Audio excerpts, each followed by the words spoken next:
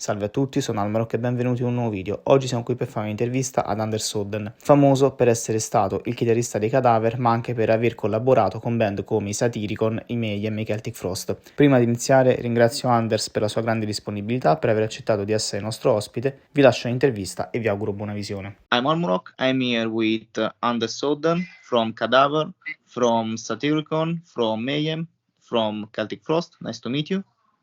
Thank you very much. Why you started to do music and why you started to do with metal music? That's a long answer, potentially. It's a long time ago, when I was 13, 14, I guess.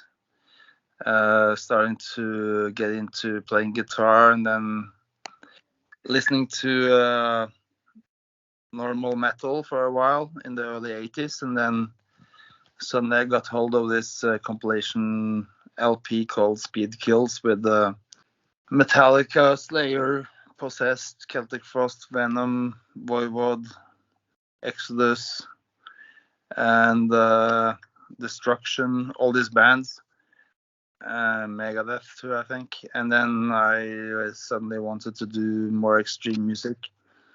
Then that kind of coincided with me listening to local radios in Norway, and one of the nights I was listening to this radio station, Mayhem, appeared. This must have been in 86 or something, before Death Crush. So they got me very intrigued about this extreme metal music, and I was invited by Mayhem to see them rehearse, and my father actually took me and a friend to the Mayhem rehearsal place. And after seeing them playing this extreme music loud as hell in this rehearsal room when I was 13, I knew that this was my stuff. So I just went all in.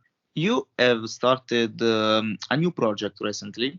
Can you talk about it? Yeah, you mean the Mistra project? Yes. Yeah, it was exactly 1 year ago when I was starting to talk to a very famous Norwegian singer she was famous in the 80s mostly, doing everything from kind of Kate Bush-like pop music to musicals and rock versus opera. She was very avant-garde and very commercial at the same time. And then she kind of vanished from music, and because she became a mother and had kids and all that. And when I met her like a year ago, she was really into doing something completely different with her music, and it led to us starting to make music together. And I always wanted to find an artist which is a really great artist from a different genre and make something incredible and something new. And she is by far the most accomplished artist I could ever dream of working with. So it was just this insane outburst of creativity. So we, throughout 2023, we recorded lots of songs, and we are now out with our first album, the Mistra Waltz of Death album, which came out like a week or two ago. And it's just exploring the frontiers of what you can do with extreme metal guitars and a total different kind of vocals. Everything from opera to more like melancholic stuff, whatever you want to call it. And it's been a very pleasant ride and a very great creativity ride for a musician like me who's always worked with, I would say, different kind of avant-garde artists, but she's like from a kind of different world. But it really worked well, and I'm very happy about our new project, for sure. You are known for your work with Cadaver. You have a project for this band in the future? With Cadaver? Oh, yeah. We have... 24, we have 2 albums coming out, one reissue of Necrosis from 2003, and then a more like a remake of the second album, which is based on an old recording on what became known as the second LP, Pains. It's coming out now in a total different recording from 92, 91, 92 with some new additions to it and some songs which wasn't released back then. It also features the original drummer, Ole Bjerkebakke, and we are also working on making new stuff with some other old members as well. So the band is very much alive, and we're just exploring the music that we want to do regardless of trends or whatever is going on. So we have a lot of creativity coming on. And about your work with Saryricon, Celtic Frost, and Mayhem, can you talk about it? I've been working with the original members from Mayhem for a long time, doing, with the first Mayhem drummer. We have a project, me and him, called Order. And we also have been rehearsing through the pandemic. We were rehearsing with Necro Butcher all the old songs from Pure Fucking Armageddon and Death Crush. So there is plans to make concerts from 2025 with the original Mayhem lineup, with me playing guitar instead of Euronymous, who's obviously dead, and the original singer Billy Messiah.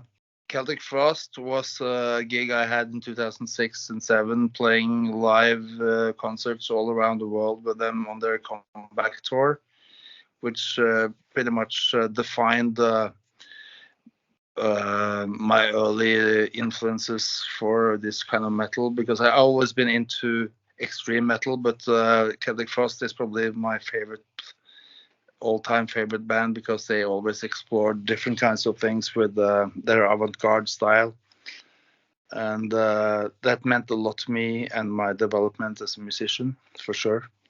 It was already almost 20 years ago now, so it feels kind of weird to talk about that as a part of my, like, the thing with Saryricon was always as a hired gun, more like. I played live with them for a long period of time. I was also their tour manager and bass player. But it's been almost 5 years since I did anything with them. So the whole thing is just a continuation of different projects for me. But Cadaver is my main project, and whatever I'm doing with my studio and work with other musicians is also my main project. In your opinion, how many things are changing in the metal scene when you started from nowadays? And if you have an advice for people who want to start to be a musician? If I had any advice? Yes. I think the best advice from my side now is not to listen to old people, because we just know what's going on back in the day. And if you're young now, you should just do whatever you like to do. Doesn't matter what's happened before. The music genre I was a part of and are part of was always developing, and I think as soon as you find your style or what you want to do, just go for it. Doesn't really matter what it is, as long as you feel comfortable doing it. You should just do it. And advice would just be to stick to whatever you like to do yourself. That's all you have. There's no success in playing underground music that you can, compare to monetary success or anything. It doesn't really make you rich or anything. It just has to come from your passion for music. And if you want to do that, for sure, just go for it. Thank you. Thank you for your time, and thank you for staying here today. Good luck for your future project, and thank you again. Thank you very much. Bye-bye.